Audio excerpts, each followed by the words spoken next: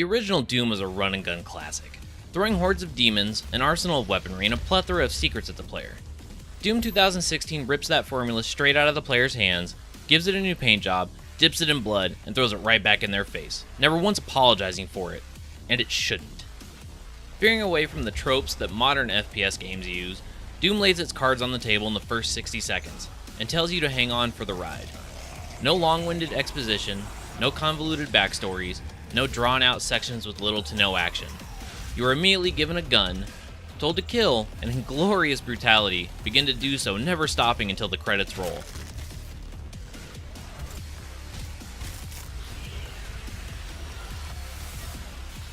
Combat in Doom is straightforward. Collect weapons, health, and armor, run into a room full of demons, have the door locked behind you, and use any means you see fit at your disposal to make sure you're the only thing leaving that room alive. Clear the room and move on to the next to do it again. Doom brings back the series staples of weapons including the shotgun, chainsaw, and the BFG 9000. The difference between old and new school comes in the form of augmenting your weapons. Unlocked by locating drones throughout the levels, most weapons come with at least one modification to it, ranging from a launcher for your shotgun to homing missiles for your RPG. Each augment can be further upgraded, increasing its power and utility, first by spending points you acquire by playing the game and doing well in combat, and second by completing a task specific to that weapon and its mod. The biggest change in combat comes in the newly added glory kills. Your melee ultimate, these can be performed when you stagger an enemy, a state that is indicated by the enemy flashing colors and staying in place.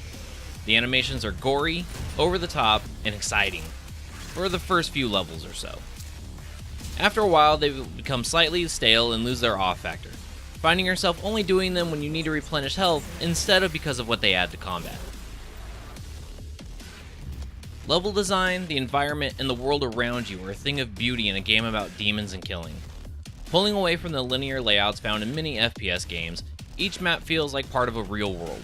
Whether it be a research lab on Mars or the chasms of hell, they feel natural, open, and extremely detailed and primed for exploration, which is something you'll be doing a lot of if you want to find Doom's roughly 100 secrets scattered across the levels. Some off the beaten path, some through clever platforming, and others right under your nose if you just look hard enough. And the collectibles and secrets here are done right. Upgrades to your character stats, Funko Pop style Space Marines that unlock models, early access to weapons, and recreations of Doom and Doom 2's levels of years past, there's plenty to appease the appetite of the completionist.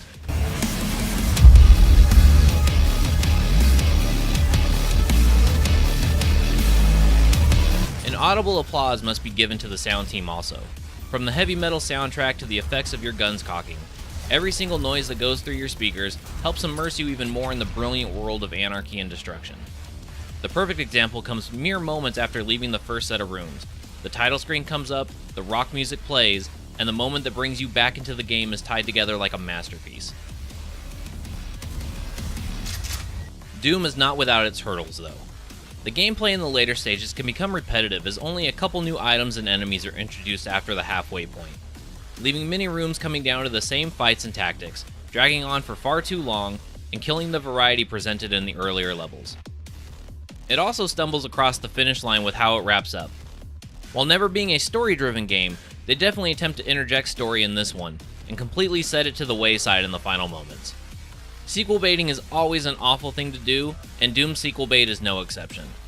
The end credit scenes are more memorable than the ending itself.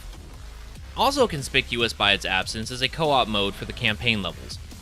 While not a must or even a true knock against it, it would have been a nice addition, especially since this is a callback to the originals.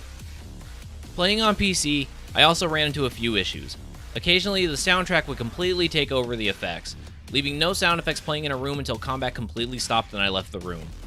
I also ran into clipping issues, invisible walls, and a few crashes. But mileage will vary on any issues based on system specs and platform, so many people may never even encounter these issues.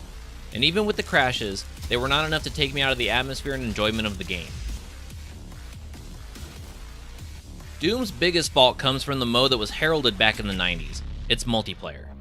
Not taking from its single-player campaign or its multiplayer lineage, it instead pulls from games like Halo and Call of Duty.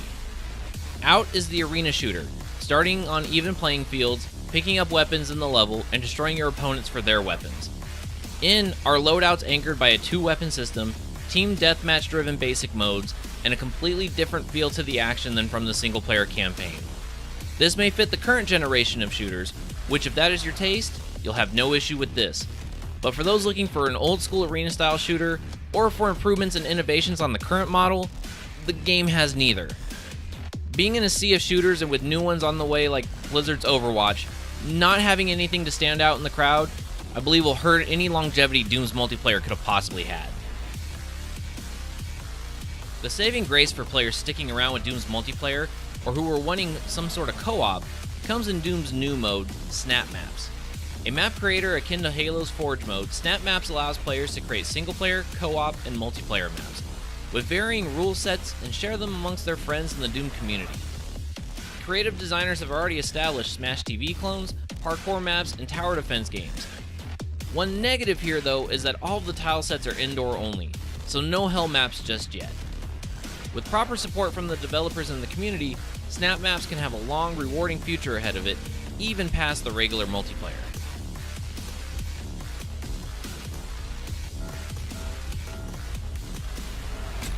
Doom 2016 does little to hide what it is.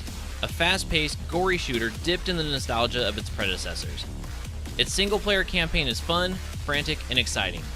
Coming in at roughly 8 to 10 hours, it also holds decent replayability with its numerous collectibles, unlockable classic levels, and its 2 hard modes, Nightmare and Ultra Nightmare, with the latter having permadeath and progression markers for yourself and other players who have died trying it.